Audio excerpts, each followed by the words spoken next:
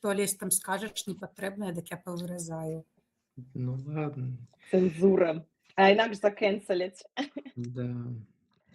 Павыразаю і захаваю ў архіў для старога добрага шантажу. Это самая лепшая методыка.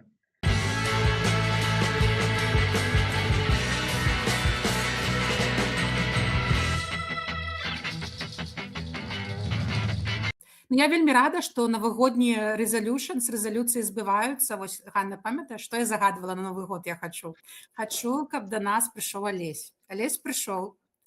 І амаль у нас дзень Гомеля, акрамя гэтай глыбоцкай шпіёнкі, якая забралася ў наш дзень Гомель. Ну, прабачце. І сёння мы будзем абмяркоўваць культуру адмены, што ўвогуле гэта такое, якія там бываюць віды, можа, не паб'емся, а прыйдзем да некага кансэнсуса, за мы ці супраць, паразмаўляем пра гучныя прыклады. Я думаю, іх хапае ў Амерыцы, ў Беларусі, і ўвогуле, мне падаецца, з развіццём гэтых соцсетак, рэпостаў, лайкаў, гэта тэма актуалачка ва ўсіх краінах, па ўсяму свету. І, напэўна, я б хацела пачаць. Увогуле, ці мы аднолькава разумеем, што такое культура адмены? Я вось вам скажу, што я дзесьці чытала, чула, а вы потым можаце дадаць, ці вы таксама разумееце.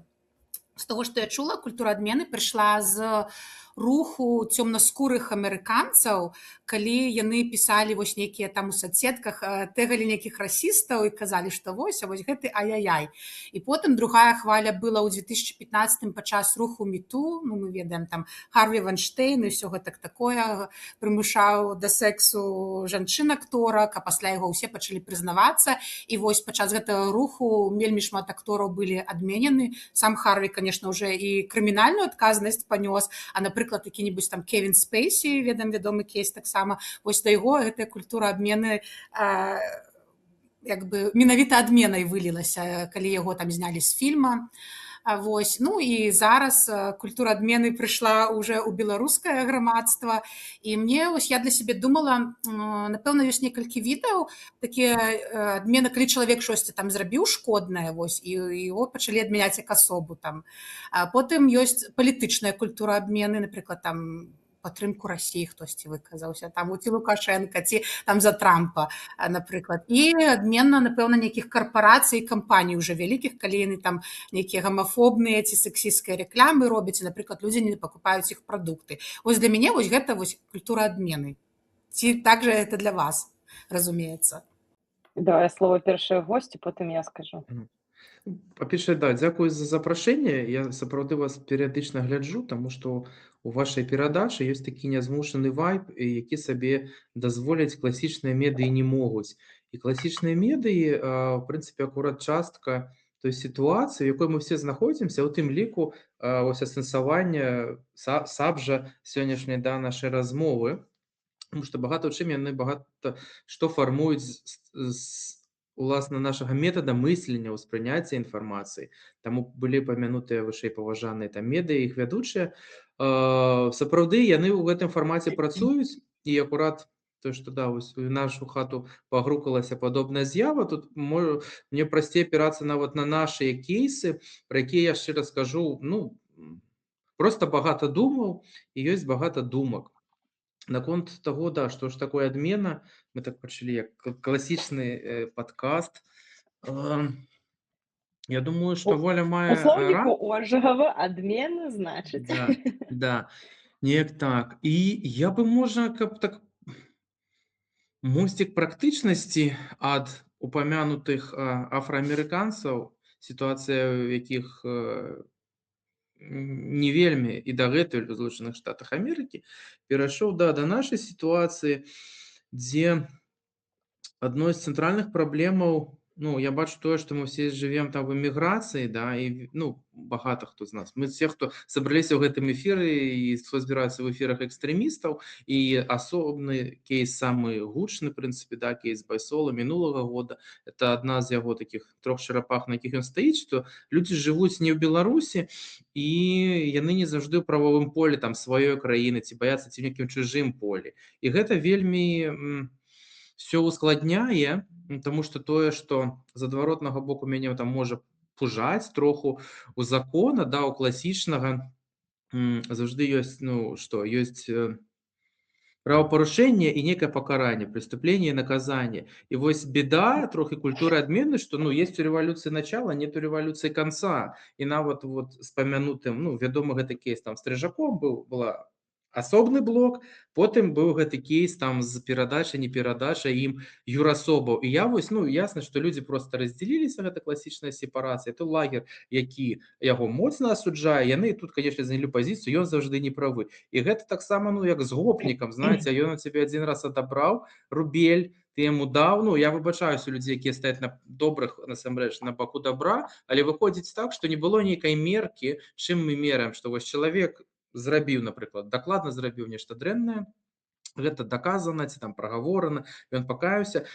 А дзе сканчаецца ягонае пакаранне? Вось для мяне гэта з усіх назіранняў, зусім адна з цэнтральных такіх, ну, думак таго, што мяне ў гэтым хвалюе. Дзе ж сканчаецца, уласна, пакаранне? Ну вось якраз я хочу, да, кажуць, дадаць каментар, Алесь, дзякуй за сапраўды гэта. Я вучылася на юрфаку, і мяне вось такі быў момант, і нас вельмі удалбілі ў галаву наконт таго, што ёсць павінна дзейнічаць прэзумпцыя невінаватасці, незаважна таго, што это было ў Беларусі. Я навучалася, скажу, у добрых настаўнікаў. Павінна быць прэзумпцыя невінаватасці, і у цябе павінны быць склад, да, вось адказнасць, панесеная за адказнасць наступствы. І вось як можа мы перапісваліся ў чаце з Воляй, якраз сказалі, дзе вось ёсць адказнасць, дзе вось ёсць гэта культура адмены, да, вот accountability ў амерыканскай сінонім. Што калі чалавек прызнае памылку, ён панесе свае наступствы, ён мае магчымасць выправіцца, то гэта ёсць нейкая адказнасць. І гэта вось нейкіх нават у юрыдычных рамках было даказана, і калі ласка, яно адбываецца. За кошт таго, што, ну, не ва ўсіх краінах ўсё ж такі добрая юрыспрудэнцыя працуе, або людзі робяць самасуд, это такая ж здалёк даўным-даўно вядомая знакамітая, да, частка нашага жыцця, самасуд, і вот гэта адбываецца canceling, культура адмены. І па сутнасці культура менавіта адмены, як ты сказаў, што мне найбольш балюча, за кошт таго, што такое санкцыянаванне сацыяльнае, дзе няма працэдуры, няма права і магчымасці на абарону, цябе, ну, як у судзе, да, і наша сацыяльнае пакаранне часта несуразмернае з наступствамі учынка. Да? І вось якраз такі, калі чалавек натоўп онлайн, натоўп публічнай прасторы не пакідаюць магчымасці для змены гэта чалавека, для дыялогу, в сутнасці гэта ёсць адмена. І што ў мяне, напрыклад, вострае пачуццё незгоды з гэтым, таму што на сённяшні дзень стала вельмі лёгка ўсіх адмяняць.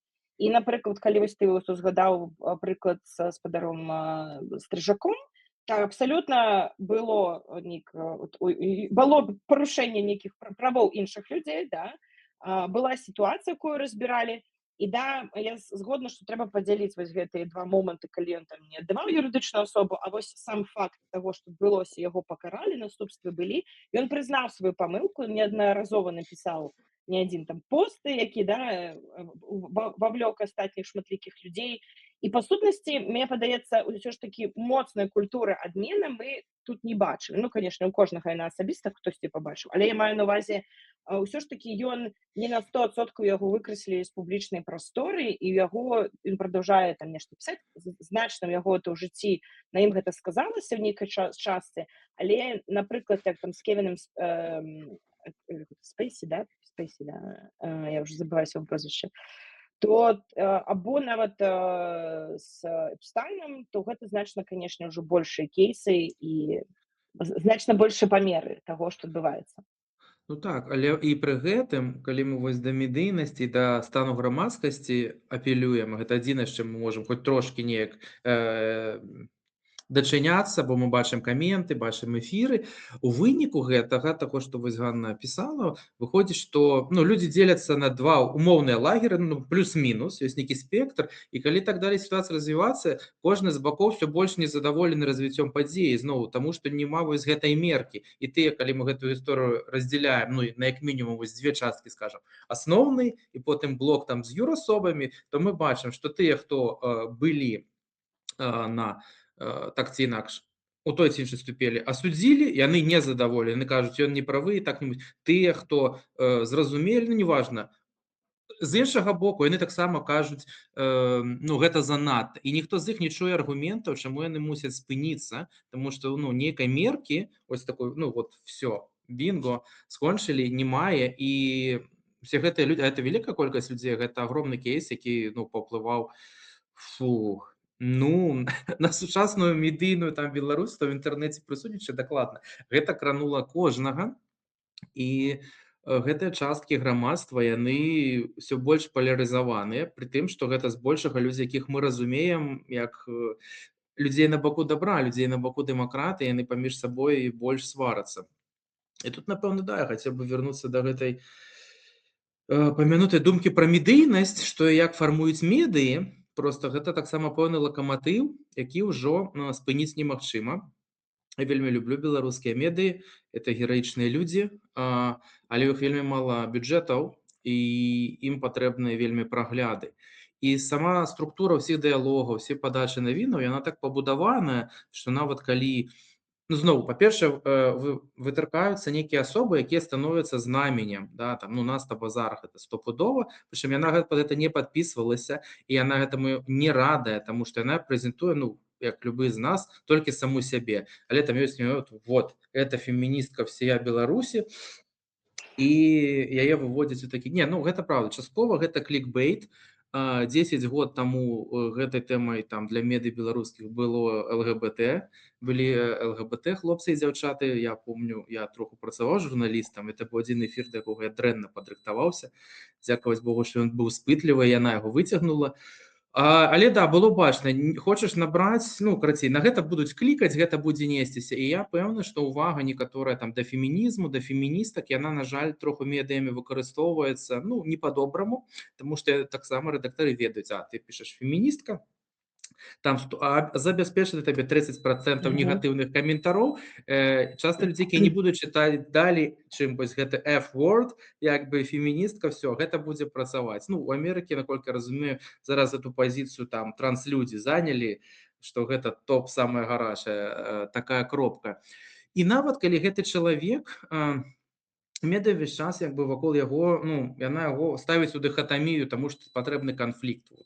І гэта так часта артыкулюецца людзьмі. Вось феміністкі тое, а людзі тое. І гэта вельмі крывая падача інфармацыі, да, бо, па-першае, ну, кожнай феміністкі сваё меркаванне. Я вельмі люблю ў гэтым сэнсе сустракацца са сваімі знаёмымі, сяброўкамі з фемруху, проста піць чай, гарбату, каву, разам размаўляць, палемізаваць на некаторыя тэмы, ну, але градус канфлікта ці умоўнага канфлікта просто ён знікае. Все-таки медыа яны накіраваны на тое, каб яго ствараць, на жаль, і мы за гэтым не спрабуем разабрацца. І калі ў умоўным эфіры там фіналізуючым год на Еўрарадыё Наста Базар кажа, што яна супраць кэнсела, гэта ніхто ніколі не паставіць у загаловак, як бы гэтага не адбываецца, ці нават просто паразвіваць гэтую тэзу, чаму, як яна ставіцца. Ну, бо патрэбна ствараць два полюсы такія, інакш няма канфлікта. Інакш людзі не чытаюць. А можна поз? Дзе ў каго што пішчыць з перыядычнасцю? Это ў мяне памыўся посуд, прабачце, я выбачаюся. Давай, поз. Sorry. Вот, все, да. Бо яно будзе, я ведаю, што як у мяне не будзе пішчыць перыядычна. Яно да. Все, да, вот так раз, все ты слушно сказала, Лесь, я хотела вот перейти до моменту, ну, давайте спочатку почнем з персонального. Вот асабіста кожны з нас выкажется, як ён ставіцца да cancel culture, то бок да культуры адмены, незалежна у Амерыцы, у той краіне, дзе мы живем зараз, ці у Беларусі, як увогуле стаўленне якое? Скажы, Драйволя, мы цябе давно не чулі, раскажы нам. Дарэчы, я насамрэч ніколі не задумывалася пра негатыўны бок культуры адмены, пакуль не пачалі вось мы абмяркоўваць стрыжака і ўвогуле, што дзе гэта адказнасць, а дзе скаванне пачынаецца ўжо. Таму што для мяне гэта быў заўсёды, таму што ў кожнай краіне часам бывае не да законаў, ці там мы не можам дачакацца карпорацыі ўсемагутныя, мы не можам ніякіх там прыціснуць. І таму для мяне гэта быў такі грамадзянскі рух, нават які вось можа прыцягнуць да адказнасці таго, чаго ў вельмі шэрых зонах. Напрыклад, у Амерыцы зараз вось там крычыць, гэта вы там гэтыя левыя воўк папрыдумлялі гэтай культуры адмены, гэта парушае там свабоду слова, First Amendment, хаця насамрэч нават трампісты карыстаюцца культурай адмены, тое ж там, калі піва Bud Light, там штосьці гей-сцяг, то трампісты набывалі яшчыкі гэтага піва і там выкідвалі, ці фільм Барбі. Ну, карацей, усе ім карыстаюцца, хаця чамусьці лічыцца, што гэта левае. Ну, таму што, напэўна, пачалося з руху феміністак і афраамерыканцаў. Вось. Дык да чаго я, што для мяне гэта заўсёды быў нейкі такі, ось, напрыклад, мы бачым файл Эпштейна, ну, немагчыма зараз у гэтай краіне прыцягнуць всех да адказнасці. Таму людзі робяць культуру адмены. Мы не будзем, напрыклад, там, я не ведаю, нешта ў гэтай карпорацыі набываць. І, напрыклад, недавно даведалася, вот этот Лекс Векснер, які Victoria's Secret заснаваў, вось, ён быў, можна лічыць саўдзельнікам Эпштейна. Ці зараз мы пабачылі пра той же штучны інтэлект. Все адмяняюць уже, ChatGPT выдаляюць, таму што ён супрацоўнічае з Пентагонам, а Клод там і Антропік не супрацоўнічае, таму і гэта. Ну, то бок гэта такія для мяне заўсёды былі рычагі грамадства дабіцца нейкай справядлівасці там, дзе ты не можаш дабіцца справядлівасці. І я ніколі насамрэч не думала пра нейкія такія асабістыя кейсы, дзе вось, ну, не зусім гучны, напрыклад, там Kanye West, ну, нейкі нацызм, ну, тут уже, ну, ніхто яго не асудзіць, ну, любы асудзіць. А вось такія кейсы, дзе нібыта ты зрабіў дрэннае, а гэта не такое дрэннае, што ўплывае там на жыцці людзей, ці там падтрымлівае нацызм, вось гэта шэрая зона, я пра яе не задумывалася. І калі пачалі мы пра Беларусь пра Беларусь казаць, то я вось таксама думаю, што вельмі важна знайсці вось гэты баланс, дзе ты справядлівая культура адмены. Просто чалавек можа не прызнаваць, сказаць, я нічога не ведаю, я заўсёды правы. І для мяне насамрэч, я вось шчыра скажу, там, што Стрыжак выбачаўся, што які-небудзь там Мікола Дзядок за тое, што ён посціў, гэта было такое, тыпу, ну, я не пабачыла там прабачэння шчырага. І я забыла думку, што я хацела сказаць. Ну што вось гэта, што часам каментары могуць прыцягнуць чалавека ўвагу. Задумайся, а ці правільна ты там зрабіў? Але з-за таго, што ў нас дасюль існуе, такое было да інтэрнэта, вось гэта нейкае стаднае пачуццё, што будзем цкаваць вось гэта, і проста уже там, а людзі вельмі цяжка знайсці, быць не перадузятымі. А вось менавіта, калі ты не цкаваць, а па фактах чалавеку казаць, большасць людзей, і нават тыя, якія лічаць сябе не перадузятымі, мы ўсё роўно, у нас ёсць перадузятасць. Таму як выбудоўваць гэты баланс, мне вельмі цяжка, і я лічу, што культура адмены добра, але трэба вельмі акуратна глядзець, што ты кажаш, і не кідацца, калі там медыа гэта раскруцілі на вентылятар гэтага гаўна, адразу не ісці, не кідацца ў гэты вентылятар, а падумаць, і як ты можаш зрабіць лепей. Не як ты можаш проста выказаць, ты зрабіў так, ха-ха-ха, а што ты можаш зрабіць, каб гэтага не адбылося і каб чалавек стаў лепей. У мяне тады глядзі, вот ты сказала, я пачну, можна чапляцца за твои словы. Калі мы робім нешта, ты гаворыш, каментары гэта крытыка канкрэтна з чалавекам, і ён, калі гэта на яго старонцы, ён заўсёды можа сябе захаваць, ён можа заблочыць людзей. То бок, гэта мне падаецца мяжуе там уже з кібербулінгам, ці там нешта у той план. Калі мы гаворым пра, як ты згодна, што, напрыклад, брэнд мы з нейкім, гэта наш пратэст. Мы пратэстуем там далярам або беларускім рублём, не ідзем да яго, да, там, або мы адпісаліся ад іх. Таксама гэта форма пратэста, такое працягванне інструмента грамадскай адказнасці, па сутнасці. А калі мы гаворым пра cancel culture, вось тут я асабіста для сябе таксама не знаю, дзе гэта мяжа, да. Конкретно мы бяром пра чалавека, і чалавека страшна тое, што менавіта культура адмены яго поўнасцю, пра тое, што я казала на пачатку, менавіта не даць магчымасці яму апраўдацца або прыняць нейкую памылку, ну тое, што ты кажаш, там, для мяне не бачна было, што гэта чалавек выбачыўся. Ну, у нас же у кожнага меры разумение, што такое выбачэнне. Ніхто скажа, я выбачаюсь, нехто скажа, я шчыра выбачаюся, я глыбока выбачаюся, пасыпаю галаву пеплам. То бок, у кожнага з нас будзе яно рознае. Гэта ўжо наш такой нейкі нейкі маральны компас, і тут вельмі цяжка якраз гэтай межы вызначыць.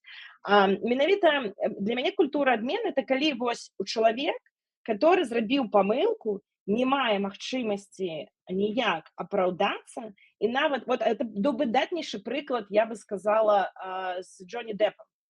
Яго яшчэ суд, калі я з яго жонкай доўжыўся, яго ўжо закэнселілі, то бок адмянілі ўсе ягоныя там кантракты з Диснеем, фільмы паздымалі з платформаў, што ён, хаця ён не было яшчэ даказана, як апынулася, што ён быў невінаваты, да, то бок там жонка, там былі нейкія асаблівасці у іх адносінах, але ён яе не біў.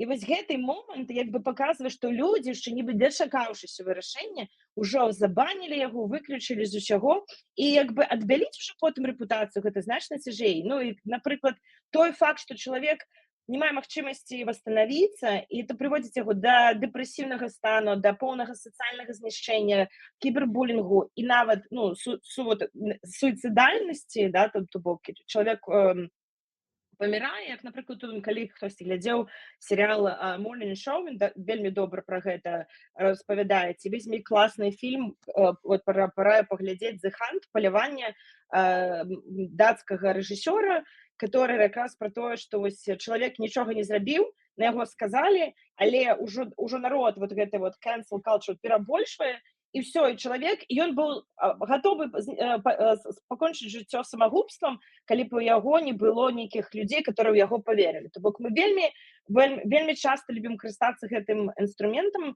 не разумеючы цяжкасць і наступствы. Але адзінае, з чым я з табой на 100% згодна, што у нейкай ступені cancel culture для брэндаў вот там гэта інструмент для безгалосых, якія не могуць разлічваць на рэакцыю інстытутаў. І тады гэты, ну, і там інстытуты карумпаваны, ці штосьці яшчэ чымсьці займаюцца, і тады вот такія рухі, як там Me Too, або з трансгендерамі, да, там нейкія моманты, сітуацыя збіраецца, то гэта такі інструмент, магчыма, больш важны. Але ёсць страх, конечно, таго, што людзі будуць баяцца выказваць свае думкі за кошт таго такая вялікая палярызацыя, і не будзе эфект цішыны, што людзі, якраз як ты сказала, што там крычаць рэспубліканцы, што гэта парушае права там free speech. У нейкай ступені, калі гэта перабольшваецца, то так і ёсць. Ось, это всё. Я выказалася, Алесь, твоя чарга. На якое пытанне адказваем? Ну, як ты адносішся да, як ты размяжоўваеш вот такая культура адмены, як ты да гэтага сам персанальна адносішся? Фу. Ну, напэўна, не вельмі. Можа, я дагэтуль трохі ідэаліст, але я хлопчык як бы выгадаваны праваабаронцамі, і мне б хацелася, каб вот все-таки, наколькі, ну, да, мы живем у такі час, слухайце, тут кіраўнікоў краінаў выкрадаюць як бы з добрымі намерамі, бомбяць краіны, это можа, в прынцыпе, наіўна, што я зараз у 26-м годзе працягваю верыць нават, ну, што некае права можа нешта рэгуляваць, да. Але каб не паехаць дахам, трэба нешта верыць, я ў гэта сапраўды веру, хай у некую наіўную ўжо на сёння ідэю, што все-таки права, як хацелася б, каб права працавала, ну, на максімалках, хаця бы так, хаця мы, безумоўна, жывем ва ўсіх сферах, мы бачым, што часта яно не працуе, ну, і знову, і вяртаючыся да памянёнага там Me Too, безумоўна, што ў самім грамадстве часам вызравае сітуацыя, як у Беларусі называюць, не да законаў, бо ёсць занадта багата гвалту і болю, і гэта і ніякі закон, і ніякае права спыніць гэта не можа. Да, і бывае так, што кагосьці абвінавачваюць, чалавека там прывальвае несправядліва. Тут знову не хочацца абясцэніць, бо гэта вельмі балючая тэма. Мне абсалютна ясна па дэфолце, да, што ёсць багата гендернага гвалта, што большасць яго ахвяраў гэтай натуральнай жанчыны проста праз фізічную не такую вялікую моц абараніцца, і гэта ёсць. І такія выпадкі, яны часта проста палярызуюць тое, што накапілася, такія траўмы замоўчаныя, ці якія немагчыма даказаць у судах. Ну, знаеце, не знаю, невядома, там у цёмным перавулку нехта кагосьці згвалціў, невядома хто гэта, у чалавека траўма, і яна ніколі не знойдзе, хто гэта. І такіх выпадкаў рэальна мільёны сусветных гісторый, і я не перабольшую гэта вось. Ну, ты разумееш гэта, як жывы чалавек, што варта памятаць, што мы не ў зусім справядлівым свеце жывём. Хацелася б, каб ён стаў справядлівым. Таму мне хочацца там, дзе можна, каб права працавала. Зноў прабачце, да, калі гэта гучыць наіўна. Мне зразумела гэтая прырода, бо калі ўжо нешта выходзіць у публічнасць, ну, зноў, слухайце, публічнае смяротнае пакаранне, яны заўжды карысталіся, ведаеце, з усіх шоу-бізнеса напрамкаў, ён ніколі не згубіць сваю папулярнасць, а сёння, калі гэта можна в адзін клік паўдзельнічаць у тым, як галівудскі актор згарае проста, і як птушка Фенікса назаўжды. Ну, ёсць сацыяльны, я думаю, у людзях запыт таксама, бо падзел на багатых і бедных. Ну, ведаеце, мне шкада Спейсі, але большасць людзей, ну, ладно, нейкі мільянер пажыве там троху больш цепла, не будзе мільянерам. А калі я думаю пра беларускую інфраструктуру, да, і тое, што это цэнтральная арганізацыя дапамогі людзям, якіх трэба вывозіць з тэрыторыі, дзе канвеер рэпрэсій ідзе, ну, мне сумна таксама ж, бо я разумею, што за гэтымі важнымі падзеямі пакутуе імідж гэтай структуры, і людзі багата згубяць веру. Ну, гэта проста факт, бо гэта так працуе зноў ж такі медыйна, і там неважна, разберуцца ці не разберуцца, ці можа будзе там калісьці нават суд, і будзе вось законнае некае пастанаўленне, вось тут вінаваты, тут караем так, і нам явна юрыспрудэнцыі неяк гэты факт называецца, гэты падыход, ну, вось вычарпальнасці, да, такой чалавек пакараны. Бок я прымаю яго як даннасць. Я думаю, зноў, што на 100% ўсё адно яно спрацаваць не можа у пэўнай ступені. Але добра, недзе гэта працуе як... Прабачце, вот не рыхтаваўся да гэтага пытання, але я думаю, што да, калі яно не становіцца само такім злом, якое вось даціскае кагосьці болей, чым можна было б даказаць, ну, гэта натуральны працэс. Як і з мету, як, ну, окей, памянёны сёння ўжо не раз, там Стрыжак, ну, ён за сябе адказаў, але дакладна ён атрымаў багата стаўлення не толькі за свае ўчынкі, гэта маё асабістае прачытанне, бо ёсць багата гвалту, ёсць багата ахвяраў гвалту, для якіх ён проста стаў сімвалам вось гэтага зла. І гэта, ну, і вось гэтую частку я магу назваць сапраўды несправядлівай для гэтага канкрэтнага чалавека. Але проста, да, разумею, чаму, бо ў людзях ёсць багата болю.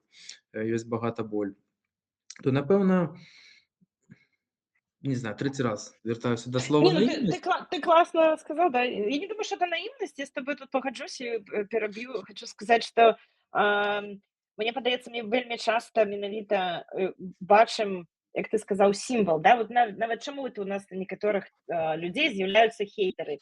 Хейтар-то можа не нават цябе канкрэтна бачыць, а ён просто твае ўчынкі аналізуюць з чымсьці, што яго трыгерыць, і ён же цябе нават блізка не ведае, просто бачыць тваё імідж онлайн, але ён цябе ненавідзіць за тое, што ў яго ты сімвал чагосьці. Так я з табой згодна, што менавіта вот тут як бы у cancel culture адбываецца, калі чалавек асацыюе нейкі свой боль, сваю траўму з гэтым вот чалавекам, адразу ён з яго становіцца сімвалам, ён хоча яго захейціць, закэнселіць, знішчыць, тому што ў яго ўнутры нібыта гэту боль, гэтую траўму хоча знішчыць таксама. Мне падаецца, вельмі такая цікавая думка. Воля, ну, мы же рацыяналізуем, да, свой боль па нейкі рол-модэл. Ну, і там трэба раздзяленне адразу. Ага, гэта злы чалавек, прабач, Воля. Нічога, у нас тут просто з Ганнай адзін хейтар на двоіх. У вас і тут трохкутнік, ну ясна. Да. Слухай, ти ось таку реч сказав, ми недавно з Яною гэта абмяркоўвалі доўга, і ў асабістых, і ў запісу. Ты сказаў, ну вось там, а хто будзе займацца эвакуацыяй, калі не Стрыжак? І можна было часта, людзі баяцца кагосьці крытыкаваць, кажуць, у нас і тых свядомых беларусаў мала, тых актыўных беларусаў мала, давайте мы яшчэ будзем іх крытыкаваць, дык нікога не застанецца. І Яна, вось, дарэчы, змяніла сваё меркаванне пасля таго, як мы доўга з ёй размаўлялі пра файлы Эпштейна, дзе яны таксама кажуць, ну мы ж не можам зараз усіх гэтых CEO пракурораў, усіх чыноўнікаў арыштаваць, хто будзе краінай кіраваць. Вось Трампа знімем, а хто, Мгм. калі не Трамп? Ну, то бок, яна такая падумала, ну да, ну, тыпу, гэта не тая логіка, з якой трэба падыходзіць, што мы не судзім людзей, таму што а хто, калі не ён, ну, а калі чалавек сапраўды штосьці зрабіў, то я лічу, вось тут трэба вельмі вучыць сябе канструктыўна мысліць. Напрыклад, у гэтым выпадку вось ён быў неправы, але калі ён штосьці робіць у іншым і гэта не датычыцца там, я не ведаю, ну вось я не ведаю, працаваў бы стрыжак не з тымі пацярпелымі дзяўчынамі, якімі ён дасылаў, не з актывісткамі, а нейкай іншай працы, то я лічу, ну навошта яго звальняць, калі ён там не датычны гэтага.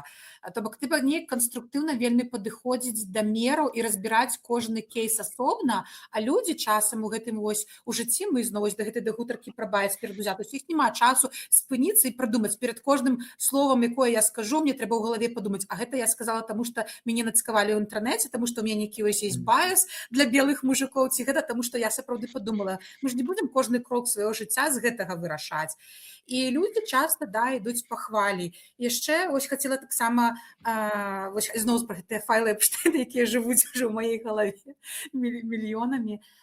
Напрыклад, той факт, што якісьці чалавек сябраваў з Эпштейнам, ну гэта ж не супраць закона, правільна? Не супраць. Абсалютна. Але тым не менш гэтых людзей адмяняюць. І вось тут спрацоўвае маральнасць нейкая, яна тонкая, а я лічу ўсё роўно добра. Напрыклад, чалавек, які уже дакладна ведаў, што Эпштейн першы раз быў арыштаваны, ён быў педафілам, ён займаўся секс-трафікінгам, і ён працягвае сім тусавацца, хадзіць на вечарыны, камунікаваць. Для мяне гэта мерзотны чалавек. Але ці варта, напрыклад, як у Еўропе зараз вось гэтая хваля ўсіх гэтых чыноўнікаў, якія былі ў Еўропе, іх знялі з пасадаў, у Амерыцы яны ўсе сядзяць на пасадах. Так хто з іх правы? Тыя, што асудзілі сам факт сяброўства з такім монстрам, пачварай, ці тыя, хто гэта законна, таму, а што такога? Ну, хай міністр гандлю будзе надалей міністрам гандлю. Вось, давай. Можна я джампын хутка? Я хотела как раз таким момент сказать, тут пытанне этычнасці. І, напрыклад, калі гэта краіна, кампанія, што заўгодна, у іх ёсць ва ўсіх прапісаныя values. І калі гэтыя values не супадаюць з тым, што іх лідар трансляваў, як того мужчыну звольнілі, который са сваёй любоўніцай быў на канцэрце Coldplay, да? Да, дзякуй. Вось, у іх як бы адно сказано, і ось канкрэтныя рэгламенты яны ўзялі, звольнілі. Наконт краіны, мы сёння прапагандуем, там, напрыклад, абарону, у нас ёсць такія законы, а чалавек, які лідар краіны, да, там, або там гэтыя ж законы працавалі, і калі ён быў ва ўладзе, значыцца, ўсё ж такі, як суд павінен адбыцца, або нейкае разбіральніцтва, і такім чынам гэта спрацуе, але ён то, што яго там, напрыклад, прысудзілі, у суд адправілі і назначылі нейкі там тэрмін, гэта канкрэтна ўжо, гэта не пра cancel culture, гэта канкрэтна ўжо выпадак, дзе суд ёсць, і ёсць юрыдычна, як сказаў Алесь, прававыя нейкія нормы, да, працуюць. Але калі, вось, напрыклад, як там проста людзі адмяняюць чалавека, не ведаючы, не прачытаўшы, але проста убачыўшы, што ў імёнах ён там сябраваў, але калі, на якім этапе ўсё такое, і людзі пачынаюць гэтага чалавека цкаваць, там, паўсюль, каб кэнселіць, то гэта, на мой погляд, это ўжо нейкае такое, менавіта негатыўная частка адмены, культуры адмены. Алесь, ты што думаеш? Я хочу адказаць, напэўна, да, на рэпліку Волі. Просто Байсол мне, як беларусу, ён значна больш блізкі, чым амерыканскія палітыкі, хоць я паважаю вашу блізасць да іх.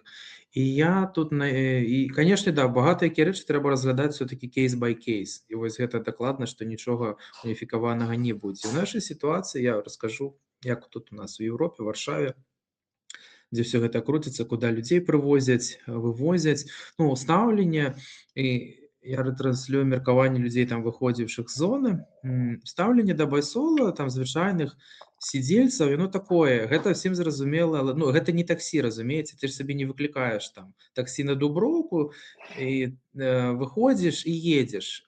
У гэтай арганізацыі, ну, спецыфіка такая. Это не іх мадэль, і яны існуюць там, дзе не яны прыдумлялі, яны впісваюцца в кантэкст. І стаўленне прыкладна было заўжды 50/50, ну, бо ты разумееш, што ёсць рызыка. Ідуць рэпрэсіі, вас ловяць, ну, няма гарантый 100% ніколі. І тут вось гэты давер, ён вельмі такі, ён у паветры, это рэальна просто веру не веру. І тут у гэтым сэнсе, на жаль, любы скандал з любымі последствамі, асабліва такімі размытымі вось у сваёй фінальнай справядлівасці, ну, ён просто рэальна гэты давер, ён апускае. На жаль, для ўсіх, это я тут не шукаю правых, вінаватых. І я ў гэтай сітуацыі выступаю выключна з пункту гледжання бенефіцыяраў, людзей, якім трэба выехаць, людзей, якімі пад рэпрэсіямі. Я разумею, што гэта як механізм для іх стала горшым, яны згубілі частку даверу, яно ніколі не адновіцца. І гэта крытычна, на жаль, гэта крытычна. І окей, калі мы шукаем вінаватых па славянскай звычцы, то мой тут закід нават не бакам, якія знаходзіліся ў працэсе, як это юрыдычна назваць, не знаю, баталіі і выяснення, там трэцім актарам, якія былі побач, астатнім калегам, інвестарам, у прынцыпе, донарам, гэта публічна, в прынцыпе, публікавалася, якія месяц там чакалі, а потым сталася, як сталася. І зноў, мне цалкам зразумела, чаму пра гэта казаў Халезін, казаў пра гэта публічна, в прынцыпе,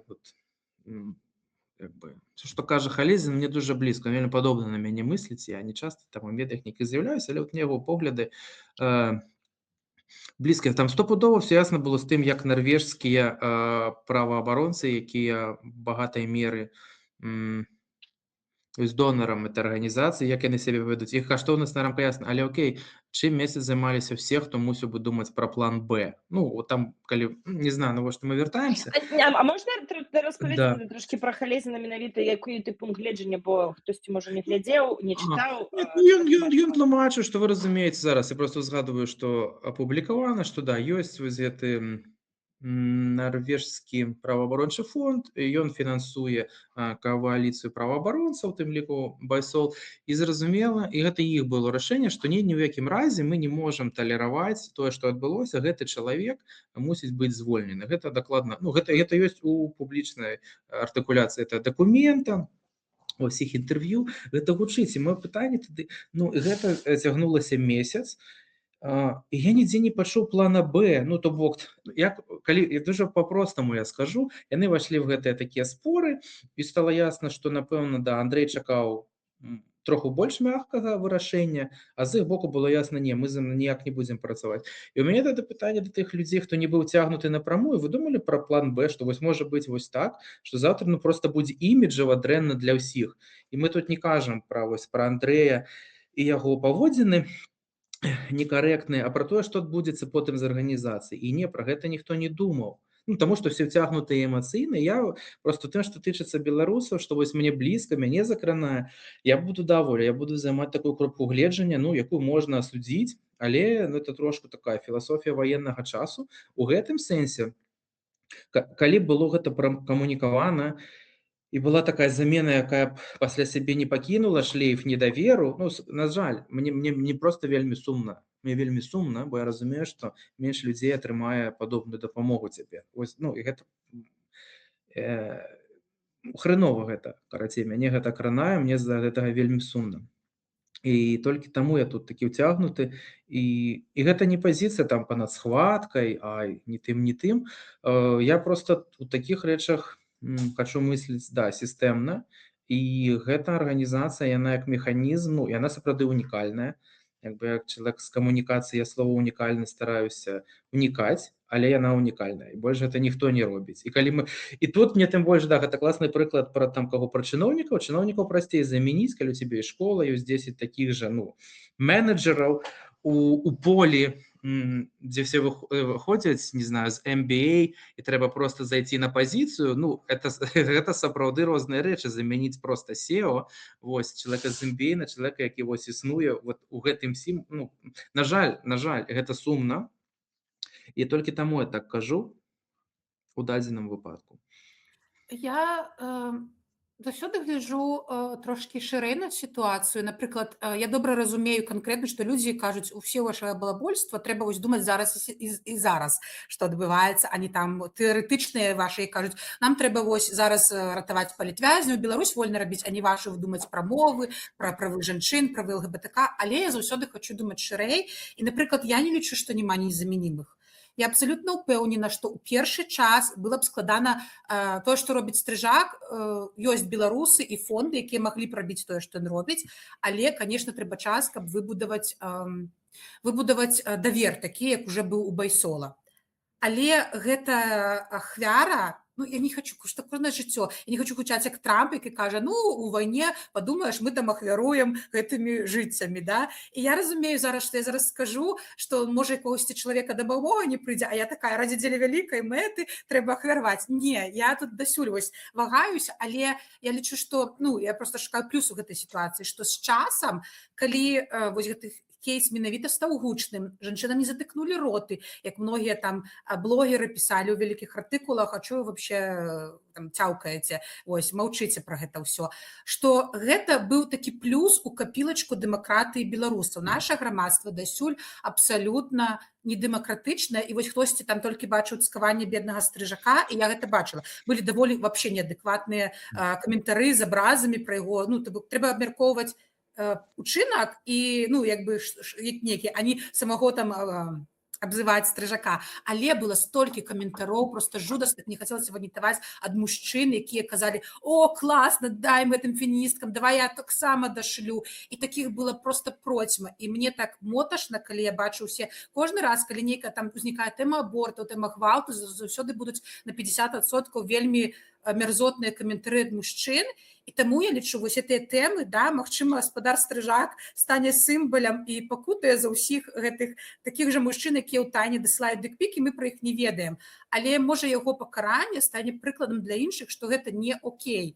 Што ну, часам ёсць перагібы, калі вельмі штосьці замоўчваецца.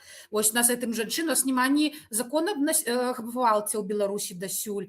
Нават мне падаецца, штосьці такое чытала. Вось не буду зараз брахаць, ці то ў Беларусі, ці ў Расіі, Беларусі, напэўна, што нават наадварот хочуць закон увесці, тыпу, калі пра гвалт, блэкмейл на гвалт, ну, штосьці такое, што наадварот, што калі жанчыны выкарыстоўваць як шантаж? Да, гвалтам, штосьці вось такое, я літаральна недавно чытала. Ну, то бок у краінах, дзе няма, і нават маральных няма нормаў. Я хочу сказаць, што я уже часто гэту історыю спавядаю, я жыла ў сям'і, дзе быў аб'юз і гвалт, і я доўгі час не разумела, што гэта штосьці не окей. У маім дзяцінстве у суседзяй такое было, у маіх аднакласнікаў такое было, і гэта было, ну, тыпу норм. А калі я просто степ-аут з гэтага бабла, то я зразумела, ну, гэта ж быў пиздец, як я жыла. І я з мамай размаўляю, кажу: "Мама, якое жудаснае дзяцінства". Она кажа: "Ты нармальна мы жылі, а што такога?" Так вось гэтыя гучныя кейсы, магчыма, яны перагнутыя, магчыма, хтосьці там зараз кажа: "Радыкальныя вы такія феміністкі", яны якісьці жанчын заставляюць задумацца, што это не окей, гэта чырвоны сцяг, і так нельга да мяне ставіцца. Ну, я тут, напэўна, таксама скажу, што калі вось пра кейс унікальнасці звяжу з тым, што ты казала, пра унікальнасць менавіта, што сказаў Алесь, у нас чалавек быў прывязаны, яго твар, ён адлюстроўваў цэлую арганізацыю. І гэта уже ад пачатку можна чакаць, што рана ці позна панясе нейкія рэпутацыйныя, нейкія будуць праблемы, таму што так рабіць нельга. У прынцыпе, часта скажем так, не то што ў правільнай, а лепш адразу абмяжоўваць сябе юрыдычным асобай, і павінна, вось я толькі адзін з чалавек з каманды, да, і гэта вот мои напрацаваныя кантакты, але рана ці позна, калі ты клапоцішся пра справу, справа павінна працаваць без цябе. Так у нас здарылася, што гаспадар стрыжак быў не толькі менеджерам, але быў тварам Байсола. І я згодна, Алесь, з табой, што унікальнасць, што дзе былі месяц тыя людзі, которые павінны былі нешта прыдумаць, да, рэбрэндынг, змяшчэнне, ўсё гэта было эмацыйна, але думаць, які план Б, ці С і іншае, гэта павінна была быць рабіць каманда. Ну, мы бачым, што ўсё ж такі раз так сталася, і ўсё пасыпалася вялікай часткай каманды і значным это ветразем, калі дуў вецер, быў менавіта стрыжак, і зараз мы можам яго ўзяць як сімвал, і да, і Оля, ўсё, што ты сказала, я з табой згодна, што трэба гэта такія сітуацыі выяўляць, не павінны быць пакрытыя, і што вот мы, калі ён такі незамянімы, то астатнія таксама будуць думаць, што ім дазволена, да? Але тут вот разумець, што якую шкоду нанеслі не толькі яму, але усяму руху і людзям і ўсё астатняе, это кажуць, ну, нам трэба з гэтага толькі рабіць вынікі, мы просто ўжо бачым, што здарылася, і на будучае просто вот як кейс, як ведаеце, кейс-стадзі, вот кейс-стадзі браць, і на будучае, што вось рабіць, каб ніякая арганізацыя не падвязвалася пад аднаго чалавека, ўсё астатняе. Ўсё роўна гэта будзе паўтарацца, але, ну, вот у дадзеным выпадку я даже лічу, што мы дастаткова нармалёва выехалі з гэтай сітуацыі. Яшчэ будуць адгалоскі, але ўсё-такі мне падавалася, маім горшым сцэнарыі магло быць значна горш. Это вось за тое, што ён адышоў, там нейкі прадаўжае іншы праект рабіць, так-сяк з-за Байсола выйшла іншая каманда нешта сваё прадаўжаць рабіць. Ну, так сталася. Вось гэта быў крытычны момант для арганізацыі, і як ужо далей ўсё пайшло, так, ну, не так уж дрэнна, як магло быць. Я яшчэ хацела адзін маленькі каментар сказаць, што ў нас, у беларусаў, нават у дэмакратычных, нават у мяне раней такое было, магчыма, мы так выхоўваліся на гэтым патрыархаце, што калі мы вельмі ідэалізуем усіх нашых лідараў ці нейкіх вядомых людзей. Вось, ну, калі чалавек нейкі дасягнуў нейкай ступені вядомасці, ўсё, ён уже такі для нас чамусьці ідэальны, а людзі, усе ў нас есть дрэнныя звычкі, уключаючы ў мяне, ну, ва ўсіх. І калі гэты чалавек штосьці вось на сваёй звычцы там ці чамусьці спатыкаецца, то людзі такі: жах, вот это ён гаўно. Ну, то бок, а я навучылася для сябе, ну, лічыць чалавека чалавекам. Ён можа быць неімаверна якім лідарам, але ў яго ёсць розныя бакі, і трэба ўспрымаць іх, і потым, калі штосьці здараецца, ты такі, ну, гэта па-чалавечы, вось так здарылася, і трэба гэты ўчынак разглядаць, а не проста цалкам расчароўвацца ў чалавеке. Тады можна вот на гэтай кропцы, калі яшчэ няма каментароў, і я перавяду трошкі тэму ў больш іншую плоскасць. Мяне вельмі хвалюе. Я неяк была адно з сваіх пастоў у інстаграме, затэгала песню I Believe I Can Fly. Ведаеце, там I Believe I Can Fly. Ну вось, і як апынулася, аўтар гэтай песні, то есть выканаўца, не аўтар, ён закэнселены. І мне тут жа моя сяброўка-амерыканка піша: Ганна, what are you doing? Што ты гэта робіш, да? Тут я кажу, для мяне асобна жыве менавіта мастацтва, і яна аддзяляецца ад асобы. І я паглядзела, што як апынулася вялікая тут там халівар наконт таго, як кожны да гэтага ставіцца. Што ўсё ж такі можна сказаць, што і той жа Пікаса, ён быў аб'юзер у сям'і, але яго некалькі музеяў па ўсім свеце, ён выстаўляецца ў знакамітых музеях. Што значыць, мы яго карціны павінны схаваць? Ці ну ўсё ж такі яго творы з'яўляюцца прыкладам для нейкіх, ну, для іншых аўтараў, пісьменнікаў, да, натхняюць на штосьці. Як вы ставіцеся? Ці вы аддзяляеце аўтара ад мастацтва, ці ўсё ж такі вы глядзіце на гэта ўсё разам? Вось перад тым, як Алесь адкажа, сябры, напішыце ў каментарах, калі Алесь зараз штосьці зробіць дрэннае, ці будзеце вы далей чытаць яго вершы? Я творчы чалавек, што я магу сказаць, самі разумееце. Воля, конечно, правильно сказала, што все людзі жывыя людзі. Хацеў па-іншаму закрыць папярэдні блок, і раней не было гэтай думкі. Бо гэта тое, доўгая, спакойная ўнутраная рэфлексія ва ўсім гэтым шырокім гендерным нашым новым быце, якую я пражываю.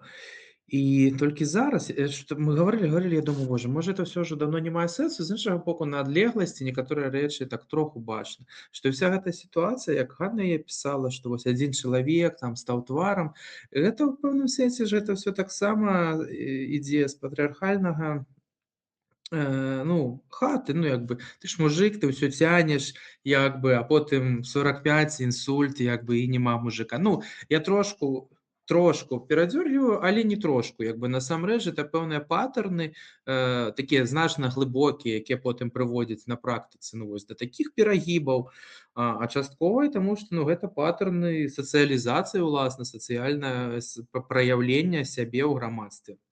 І таму, я хочу там завяршыць, што я такі стрыманы аптыміст, насамрэч, бо я бачу, што да, і прымаюцца полісі, пра гэта задумваюцца, і ёсць крокі да лепшага. Я не чакаю проста хуткіх зменаў, ужо, на жаль, ні ў чым я не такі малады, але у мяне ёсць лёгкі аптымізм, бо мы ўсе пра гэта больш думаем, да, я думаю, усе мы сталі там трохі лепшымі, і мужчыны ў нашай адказнасці і самарэфлексіі, і тым, што мы можам зрабіць. А наконт творчасці, ну, гэта, да, вялікае пытанне. Я, да, я хацеў бы аддзяляць, магу розныя даваць прыклады. Калі можа сёння там па сваіх вось ідзем, просто калі гучала гэтая тэма, я згадваў прыклад абсалютна недаацэненага паэта і папулярнага блогера Стася Карпава, які аднойчы напісаў адзін пост, не знаю, калі вы памятаеце, да, і ён там вельмі памятаеце, да. І ён максімальна няўдала выказаўся, і я тут не хачу становіцца яго адвакатам, але вот просто разумею, што Стасік гэта такі чалавек, ён увесь час з кімсьці гаворыць, нібыта вы сядзіце на кухні, п'еце гарэлку. І ён так, ну, сапраўды. І мне здалося, я хачу пра гэты пост сказаць сваё там уяўленне, што вот, што мне здаецца, Стась быў у гэтым стане, калі ён забыў, што сабе ўжо нарасціў аўдыторыю там тысячную, і што гэта вельмі чулівае пытанне, і ён просто ляпнуў абсалютна зашквар одну канкрэтную фразу. Абсолютно дурную, і ўжо не змог апраўдацца, хаця, ну, я вот перачытваў все спакойна, і я уяўляю, што вось это сядзіце, знаеце, на кухні з некай сваёй сяброўкай, ну, такім, не знаю, выпілі людзі там вінішка чырвонага, і тады ты можаш гэта сказаць, у вас ёсць вось тут такая прастора, і ясна, што гэта сарказм, гэта некае там дапушчэнне, але ты выходзіш в эфір, ну, ёсць пэўная адказнасць. Ну, асабліва, да, ў гэтай тэме, калі ты дарослы мужик, і ты ведаеш, што гендерны гвалт ёсць, стопудова.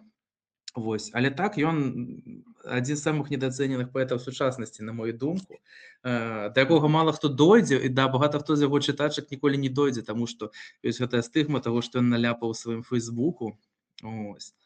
Можна я адзін гэты кейс пракаментую сваю маленечкую гісторыю. Вось гэта, я на гэтым кейсе вучылася, што не трэба ідэалізаваць людзей. Стась Карпа быў тым чалавекам, чытаючы якога, я сказала, я хочу размаўляць па-беларуску. Я вельмі любіла яго вершы, ён пісаў так крута, і я проста ім захаплялася, і я заўсёды стрымалася яму пісаць у каментарах, буду на сваёй расейскай, это там год 2014 быў нейкі там, ну, карацей, вельмі даўно яго чытала, вельмі любіла, і потым здарыўся гэтая сітуацыя, і для мяне вось гэта тэма вельмі вострая хатняга гвалту, таму што я была часткай яго, як казала, з дзяцінства. І мне не спадабалася, і я падумала, ну, можа, правда, можа, чалавек, і я ляпаю, бывае штосьці, ну, кожны ляпае. І я спецыяльна пайшла, паглядзела яго дэбаты з Жэняй Сугак, падаецца, яны былі на Еўрарадыё, і там ён сказаў яшчэ горш. І ён 40 хвілін яшчэ горш казаў. І вось пасля гэтага я, ну, мяне адвярнула, я адпісалася і не чытаю. Для мяне гэта была культура адмены, але я пра гэта не транслявала, не заклікала як бы іншых, я проста, гэта моя была асабістая культура адмены ў гэтым выпадку. Классный инсайт. А у меня, мы можем уже, ладно, трохи такі спам, у меня есть вот сяброўка, акурат одна феміністка, з якой мы доўга абмяркоўвалі пост, напрыклад, дзядка. Это быў прикольны кейс, там раней гучала у нас размове пра словы, і она мне кажа, слухай, ну як бы выбачыўся, але вот тут я яму не верю, кажу, ну слухай, вот, ну ты бачыш, ён прызнае, ён выбачаецца. Кажу, слухай, ну ты ж не можешь человеку диктовать якімі словамі, так в убазе робіць, знаешь, як бы, ну ён троху не так это сказаў, як бы ты чакала, гэта адно. І вось такі прикол, яна доўгі час, напрыклад, не любіла Жэню Сугак, там з таго, як яна выглядае, яна вельмі я прымала по знешнім выглядзе. Неважно, я просто не буду называць хто гэта, але такі вось гэты жаночы. Яна думала, што Жэня Сугак, ну, блондинка там з губамі, вось гэта ўсё. Пакуль яна не стала даваць такія адлупы Карпаву і іншым, ну, і стала бачна, як бы, яна вельмі крутая рэдактарка, вельмі глыбокі, вельмі разумны чалавек і спецыяліст. І я так тролю тады мою сяброўку феміністку, кажу, боже, гэта ж твоя сястра, і ты феміністка, як ты можаш так ставіцца, да, ну, адкуль гэта, ну, ты гэта ротам вось сваім кажаш такое стаўленне, ты паслухай спачатку все-таки, што яна кажа. Дзякуй, Воля, за гісторыю, вельмі цікава і кранальна. Да, як мы сёння... Што сяброўка адказала, скажы, чакай, што на гэта тебе адказала, калі ты патроліў? Про прасугак, ну, што, ну, Так. была не права, стала паважаць, што, да, нельга судзіць жанчыну па знешнім выглядзе. Вось, нават калі яна бландзінка. Вось. Ну, бачыш, А, это якраз пра тое, што ёсць дыялог. А менавіта я ўсё вяртаюся да культуры адмены, дыялога няма. мгм. Тут аднабаковая Нема. траўля і выключэнне з дыялогу нават не пачуць. І это, кажучы пра Карпова, шмат дзесьці нечы не пагаджаюся, шмат мне штосьці за мяне зачэпліваюць, а я як можа, як нахільнасці садамаза іду і чытаю. І ўсё роўна іду і чытаю, і думаю, а вот чаму? І мне падабаецца вельмі трапна ён некаторыя тэмы трапляе, і гэта мне для мяне асабіста мне важна, вот каб я не засталася зусім у сваім такім бабле, да, ты вот так там трэба ведаць, там чытаць кагосьці, нават з кім ты не згодны, бо мяне вось чапляе вот этот мой триггер асабіста, калі з табой у памяшканні ўсе пагаджаюцца, і ты просто як это эхо чэмбер. Вот я чаго не люблю там чат GPT, тому што ён гаворыць не тое, што я казала яму дагэтуль. А мне вось трэба, каб пачуць іншае меркаванне. І вось мне падаецца, мы, вяртаючыся зноў жа пра вось гэта моцную рэакцыю на нейкія выказванні людзей і ўключэнне гэтай культуры адмены ў нас вызывае страх і закрыццё і больш палярызацыі між людзьмі, як увогуле як сацыяльным у грамадстве. Таму так вот гэта кажуць мой поинт. Воля, ты ўжо адблочылася зараз, будзе гарача, давай. Не, я хотела сказать, что ну, ты вельмі класную тэму закранула з творцам і прадуктам. Я вельмі хацела, каб мы гэта абмеркавалі. Яна ў мяне вострая менавіта з расійскім контентам. Шмат чаго, на чым я расла і любіла. Я не магу зараз гэта слухаць нават на фізічным узроўні. Напрыклад, я там ўсё дзяцінства чытала кнігі Лук'яненка. Фантастыку, я яго просто абажала, і мне падавалася, ну як такі чалавек, ён жа вось там пра дабро, пра штосьці там галактычнае разважае, класныя яго такія кніжкі, і ён першае, што прачытала, ён увогуле выказаўся дрэнна пра беларускія пратэсты, а потым, ну, пуцініст аказаўся. І я не магу больш яго кніжкі чытаць. Ну вось што мне не рабі, я не магу. Вельмі ж, ну і ўвогуле, я зараз увесь расійскі контент не ўспрымаю. І хтосьці, напрыклад, тыя ж амерыканцы, яны гэтага не разумеюць. Ну што, ну трэба ж аддзяляць, кажуць, вось так і вось так. Іншая гісторыя, але я, напэўна, трошкі скрывадушнічаю, таму што вось у іншым выпадку з Джоан Руан. Я не ведаю імя. Не Роулінг. глядзі на мяне. З Роулінг. Я ўжо затупіла. З Роулінг. Я вельмі падтрымліваю права ЛГБТК і трансгендераў. Для мяне гэта абсалютна no comment. Я ненавіджу хейтараў. Яна самая вядомая хейтарка трансгендераў, абсалютна неканструктыўнай крытыкі. І вось пра культуру адмены яе адмянілі. І калі было 20-годдзе выхада фільмаў Гаррі Поттера, усіх запрасілі, акрамя яе ў дакументалку. І мне было трошки за яе крыўдна. Вось тут я на яе баку, я цалкам з ёй не згодная, але ну, яна стварыла просто неверагодны, это уже просто нейкі культурны код, не тое, што там я таксама на гэты Гаррі Поттеры расла, я была вялікая фанатка, я нават себе хацела тату з Гаррі Поттером не паспела зрабіць, бо зараз думаю, можа і добра, тому што ну, многие адмянілі, типу, фу, я не буду читать, але я заўсёды буду захапляцца Гаррі Поттером, это мои заўсёды будуць всё жыццё любімыя кнігі, не глядзячы ні на што. Але пры тым жа, ну, расійская я не змагу, таму што гэта бліжэй да мяне. Як бы я не клапацілася пра тэму трансгендераў, яна не такая блізкая для мяне, як вайна. І вось тут такая Мне падаецца, ты тут трошки по-рознаму параўноўваеш, глядзі. Ты тут ты пайшла і больш яго не слухаеш, там не читаеш. Это одно. Адмены было бы cancel, калі ты пачала кампанію, кажучы, што нідзе не павінны быць у Беларусі яго кнігі. І прямо ён павінен быць знішчаны, прыбраны кніжкі з усіх паліц. Мела такую магчымасць. Так я вось і лічу таксама, што гэтыя людзі, я нават ну, я таксама, напрыклад, людзі, якія ходзяць на канцэрты Меладзе, ну, я не буду пачынаць кампанію і ісці ім каментары пісаць, але асабіста вам вось тут скажу на сваёй пляцоўцы, што я іх асуджаю, тому што Меладзе танчыў на дзень народзінах Лукашэнкі, і я бы ніколі не пашла сама. Але, канешне, ісці чалавеку ў каментары, і я бачу сярод маіх сабёрах сторыз, я ніколі не напішу, фу, ты пайшла на канцэрт Меладзе, але я лічу, што не трэба хадзіць на яго канцэрты. Ну, таму ты не ходзіш, ты асабіста сваім далярам на гэта не данаціш, да, на яго. Все равно нехта пойдзе. Но я вас менавіта кажу, што тут ёсць мяжа, мне падаецца, асабістага пратэсту і мяжа менавіта закэнселінг, калі пачынаецца рух знішчэння менавіта яго прац. Вось, напрыклад, для мяне важна, што вот я займаю такую, кажу, прамежкавую пазіцыю, я прызнаю каштоўнасць мастацтва. Я лічу, што знішчэнне культурнай спадчыны не павінна быць, это як у музеях. Усё павінна быць усё павінна быць ставлена, а кожны чалавек мае магчымасць ўжо там выбіраць аднаго, бо паводзіны аўтара, опять же, зноў жа, пра тое, што хто ён і як ён, павінна быць інфармацыя.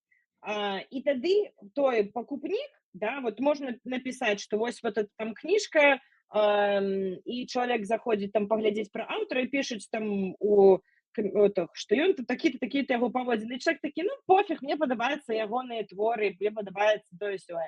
Ну, то бок, мне падаецца, тут недзе трэба нейкую для сябе мяжу знаходзіць. Вот Алесь казаў пра наіўнасць маю, вот у меня есть такая, не маю, а ўвогуле наіўнасць цябе, што прававую, а у мяне есть наіўнасць, што кожны чалавек павінен ўсё ж такі адносіцца з адказнасцю да кожнага, ну, да ўсяго, што ён робіць, з нейкай такой ноткай пачування. Вот я ведаю, што там гэты артыст так себе павёў, але я люблю яго песню, нічого вот рабіць гэта не магу. Вот мне падабаецца песня, я вот буду яе слухаць. Ну, вот такога плана. Ну, кейс з Майклом Джексонам таксама сюды ў гісторыю. Алесь, ты вось як самы, я ведаю, вельмі заангажаваны у тэму Украіны, тому вось твоя адносіна да кэнселінга расійскіх аўтараў, музыкаў і так далей. Ну, як бы, да, я ўжо і так столько ворагаў нажыў сярод беларускіх літаратараў. Ну, я просто разделяю насамрэч шырокі культурны кантэкст і ўзаемадзеянне ад асабістага выкарыстання. Да? Я не думаю, што чалавеку трэба забараняць там дома пад Кроўдра і Булгакова чытаць, і што ну, это так даволі забаўна, што як у адзін час у Кіеве кілялі помнік Булгакова, у Беларусі выйшаў пераклад Булгакова на беларускую мову, і мы в цэлым кажам пра любы пераклад як пра узбагачэнне беларускай культуры, но гэта праўда, гэта так і ёсць.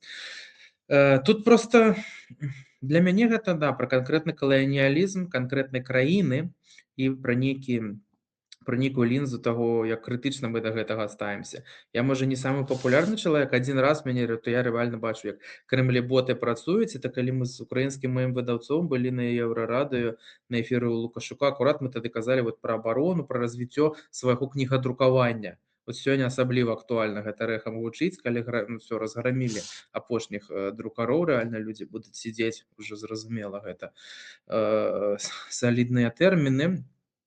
Бо сёння гэта пытанне, ну, выжывання нашай нацыі. Зноў, я не веру, што, ну, там, магчыма закэнселіць Пушкіна. Да? Ну, ёсць вось такі пісьменнік, ёсць творы ім створаныя. Ну, яны заўжды будуць існаваць. Іх немагчыма знішчыць. Але даць крытычных поглядаў, зноў, збалансаваць, не знаю, курс літаратуры ў школе, каб там руская не дамінавала, даць трошку крытычнага погляда, што стаяла за некаторымі вялікімі творамі рускай літаратуры, дзе там выкошваліся проста карэнныя народы, ну, і трошку больш крытычна паглядзець на гэта. Ну, і гэта галоўнае здзіўленне, ось там гучала пра сяброў амерыканскіх, да, чаму багата хто на аб'яднаным захадзе, кажуць, прапагандысты, не можа і не хоча ўключаць дэкаланіяльную лінзу да тэрыторыі да вакол Масквы. Хаця, ну, на захадзе гэта, ну, канкрэтная школа, там, Decolonial Studies в Амерыцы, у Францыі. То бок ёсць такая метадалогія. Калі ты кажаш, добра, чаму вы не можете так глядзець на Расію? Не можам. Это ж великая руская культура. Вось тут у мяне трошку... Я воля не знаю, ці адказаў на пытанне. То бок, ну, для асабістага карыстання, да, все нормально. Пра што мы там казалі пра артыстаў, ну, рускі рок паўз мяне не прайшоў, але, ў прынцыпе, там все не зэтнуліся, каго я асабіста любіў, в прынцыпе, хто нешта для мяне значыў, слава Богу, вось, а хто, да, зэтнуўся, ну, я іх, і праўда, это все далёкія былі да мяне канкрэтны артыст, але тут, да, вайна ўсё вельмі хутка ўскрыла, канешне, абсалютна.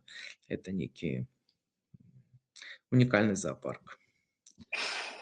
Ну, бачыш, зноў жа такі у нас падзялілася, тут не мае, кажуць, правільнага адказу, заўсёды разбіраем па кейсу, да, пра дэкаланізацыя, пра вайну і асобна, напрыклад, калі чалавек, ну, не ведаю, зрабіў нешта, от дасылаў дзік-пікі сваім фанаткам.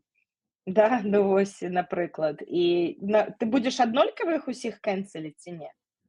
Не, в інтарэсах нацыянальнай бяспекі. Як бы прабачце мне маго маленькага кіраўніка нацыянальнай бяспекі, як я яе разумею сваім мозгам, да, ну, і буду не па-рознаму, я спадзяюся, што тут няма нейкай супярэчлівасці, бо, ну, праўда, я гляджу на басол як на частку крытычнай інфраструктуры і на беларускую культуру як на частку крытычнай інфраструктуры. І калі пакутае арганізацыя такая гуманітарная, ну, это сумна. Зноў, калі працягваецца разгром беларускай незалежнай культуры, гэта сумна, гэта вельмі дрэнна. Вось неяк так. А я яшчэ разважала на тэму, што ну такой у ідэальнасці, конечно, рэальна, я думаю, што можа мы ўжо нікалі не вернемся тую Беларусь. Вось я больш песімістычна, а калі так аптымістычна глядзець, ну вось уже вельмі хутка вяртаемся там у Беларусь, ці мы ездзім туды. І мы сутыкнемся з усімі гэтымі людзьмі, якія там былі, падтрымлівалі рэжым, ці нейкім чынам супрацоўнічалі. І вось тут ці варта да іх прымяняць культуру адмены ці не, таму што раней я з такой думкай жыла помсты, ну вось ты там нейкая блогерка пісала, што галасавала за Лукашенко, вось мы вярнемся і всё, і ты ўжо ніхто табе руку не пацісне, ну як прыклад, да, я такая, ага, а цяпер вось я задумалася, ну вось вярнемся мы, што мы будзем рабіць з гэтымі людзьмі, якія не рабілі насамрэч злачынстваў, і не білі дубінкамі, там не падпісвалі, не лічылі гэтыя галасы неправільна, а просто вось былі за рэжым, былі такія прыкарытнікі, хатаскрайнікі, ці варта іх адмяняць? Мне падаецца, тут вельмі добры прыклад з вайной другой сусветнай, былі ілюстрацыі, да, нюрнбергскі працэс, былі нейкія такія моманты, і ўсё роўна, ну, былі шмат людзей у Нямецчыне засталіся, которые дапамагалі, і той же там бренд Hugo Boss, да, пранаў нацыстаў, і на па сённяшні дзень ён існуе, і нейкія такія вот моманты.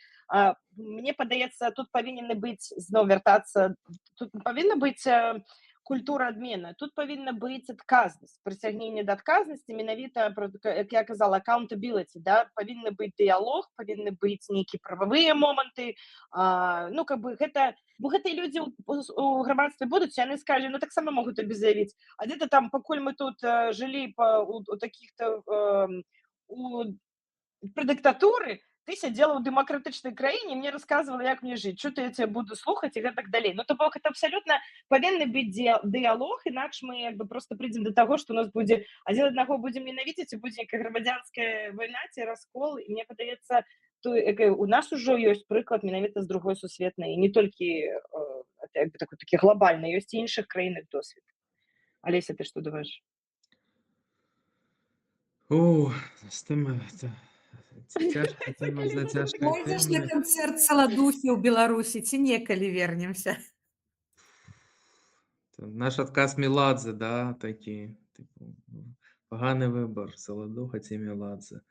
Ну, калі казаць там пра дзяржаву, то мне блізкі, вядомы, у прынцыпе, падыход Міхніка Гавала, якія былі супраць рэзкай санацыі, ну, акрамя выпадкаў канкрэтных грубых правапарушэнняў, бо зноў, ну, я трохі сістэмшчык, я хачу, каб працавалі сістэмы. І калі я буду разумець, што вось мы вымем 40% менеджмента і не будзе працаваць Міністэрства эканомікі, ну, я іх пакіну, пакуль там не стане столькі, ну, карацей, я за тое, бо ў выніку, зноў, будуць пакутаваць людзі, будзе пакутаваць народ. Ну, Міхнік жа проста казаў, хай працуюць, хай асэнсоўваюць сваю траўму. Это тое, што практыкавалася ў Германіі, ну, ты ж не можаш всех там пастраляць, ты асуджаеш, напрыклад, людзей. Але як ты ім давядзеш, што яны былі не... Ну, ты можаш яго звольніць, напрыклад, я не знаю, працаваў чалавек, ну, хай не суддзём нават, ну, вось там, быў настаўніцай і лічыў галасы крыва, усе знаюць, што Тамара Петровна, вот яна та сама, ну, звольніш ты, і яна дапрацуе, дажыве свой век, там, не знаю, прыбіральшчыцай, напрыклад. Будзе думаць, сумаваць і памрэ такім, прабачце, дастаевскага персанажам, ось вельмі характэрным, з нянавісцю да ўсяго. Ну, такая трошку хрысціянская візія, бо самае цяжкае, гэта ж нават, ну, не асуджэнне, не выбраць мадэль там асуджэння. Ну, па-першае, хачу агрыцца, я так не мыслю, в прынцыпе, хто такі, каб судзіць там іншых людзей, акрамя тых, хто рабіў вось рэальна канкрэтныя акты зла, гвалту, забойства, там, біў людзей. прымушаў да пакутаў. У мяне няма такого ўнутранага імператыва. Ну, хто я такі, каб нешта сказаць жанчыне, якая, не знаю, можа, і дзіцёнак інвалід, ёй няма куды ехаць, і яна падтасоўвае гэтыя галасы. Я не змагу звольніць яе з працы, калі я раптам стану дырэктарам школы, хоць я ім в жыцці не стану. Ну, мы так гіпатэтычна размаўляем. У мяне няма такого маральнага імператыва, я просто чалавек.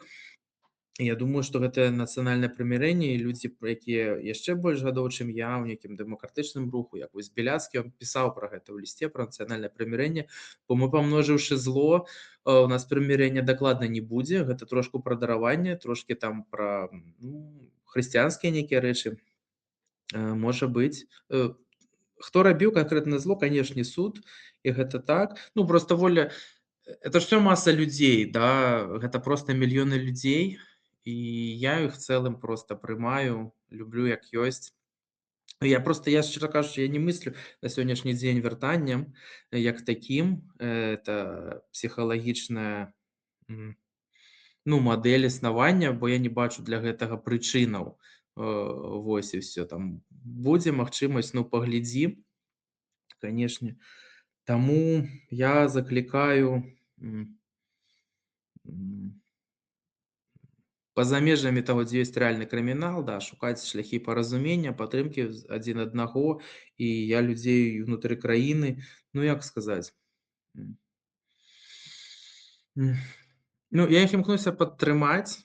Я не хачу, каб гэта гучала таксама неяк паблажліва, там, ах, вы бедненькія беларусікі, там, унутры. Это дрэнна, жывыя людзі все. Таксама я сабе не дазваляю, як у нас некаторыя дзеячы культуры, вельмі вось гэтых заяў пра там, безгалосыя, сидзіце там под пятоні, гэта вельмі ўсё як бы непрыгожа. Е, чувак, верніся, пажыві як бы ў Беларусі. Праўда, трэба сябе стрымліваць. Тут сапраўды не ўсё так адназначна, гэта вельмі складана. Але я думаю, што да, нам трэба захаваць хаця б імкненне да паразумення, нейкую адкрытасць. Бо я думаю, Оля, ты там уявіла сабе, што ты вяртаешся ў Беларусь, я думаю, што ты забудзеш гэтую размову, у цябе будуць абсалютна іншыя нейкія там адчуванні, слёзы на вачах. А ўжо потым ты ўзгадаеш, каго трэба знайсці там па спісе Броман, хто там быў. Мне насамрэч талерантнасці навучылі мае сваякі, якіх шмат гадоў мне было. Я жыла з гэтай траўмай, што мне ўсе родныя мне людзі, бацькі, але я іх прыняла, таму я думаю, вось гэта быў мой першы крок, што пачынаючы, калі я прыняла сваіх сваякоў, я прыму потым і суседзей, і астатніх, акрамя ўжо там азаронкаў і кампаніі.